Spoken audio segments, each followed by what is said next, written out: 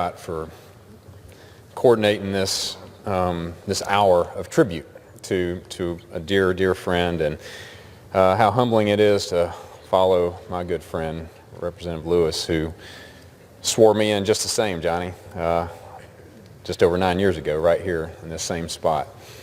I know we could take more than an hour. This would certainly take more than an hour, and I know this is a Georgia delegation moment, but Senator, I'm certain that if the House would allow, that member after member from state after state would come down here and pay a tribute just the same as we are today.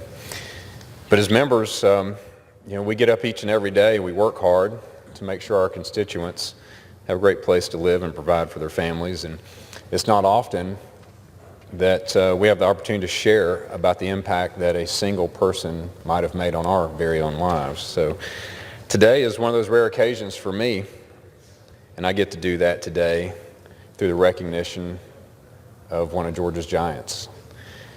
And I'm going to do this today, Senator, take the opportunity to share of our first interaction, my first introduction to Senator Isakson. It was November 6th, it was 1990, and I was just your average 20-year-old college student. I was apolitical. I was just looking for a free meal that night. I was an idealist, very open-minded, and I was invited that night by my roommate to attend a political gathering. My roommate just happened to be the son of Freddie Stevenson, who's a dear friend of ours, Senator. And that was my very first political event ever that I had attended. And it happened to be the gubernatorial election night celebration, or that's at least what I anticipated that night. I can remember that evening as if it were yesterday, and Senator, I know you can as well, as can so many others. Now, as a North Georgia country boy, I didn't grow up in wealth or politics. I just worked hard every day, just trying to get through each and every day. But that night, I was impacted. There was a lot of energy, there was excitement in the room, and that's infectious, I know it is, but that's not what it was that night.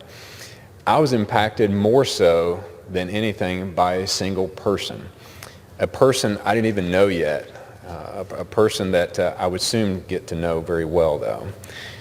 You might suggest that I was impressed by his resume, his history, and what all he had done.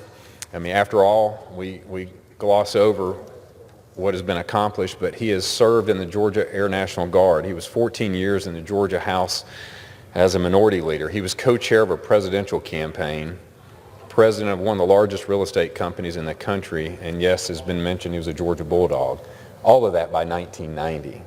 That's impressive, but that's not what captured me that night. I was totally unaware of all those things. Nor could it have been his future, because none of us knew. None of us knew what that might be yet. That was so many years ago. The fact that he would one day run and be elected to the state Senate, that he would be a candidate for U.S. Senate in 1996, he'd head the state school board, be elected to the U.S. House in 1999, sworn in by the great John Lewis, and then 5 years later elected to the United States Senate as our senior senator. That was something so much more, Johnny. Something more, there was so much more than that, Senator, that we had yet to know. I mean, it was more than your resume. It was more than your title, and it was more than you were going to accomplish that stirred me, or that stirs any individual. It was on that night in 1990 where a man I had never met, with a name I certainly couldn't pronounce, with a history that I didn't know or a future yet untold, he caught my attention. My first true interaction, my first impact by a political figure in my life was that night in 1990. When the results were not what they had hoped for, or what the senator had hoped for at the time, or what they had worked for, and yet they were in a room of friends and supporters and had to address them that night. Now, if you were an onlooker like me and a 20-year-old college student, what do you expect? You expect maybe there's going to be bitterness. There's going to be regret. There's going to be some blaming. There's going to be some divisiveness. It sounds so familiar, certainly today, but it was different. Instead, Johnny Isakson, He took the stage with grace, with respect, with dignity, with vision, and with a confidence that I never expected in a person. And whether he knew it that night, at that time, he chose to impact, and he chose to inspire, and he chose to inspire me. I know the story is not unique to me. I know it's not. There's 45 years of stories like that, Senator. I just happen to be one. He was paying forward before it was even a thing to do. And now 29 years later, I can stand before each of you.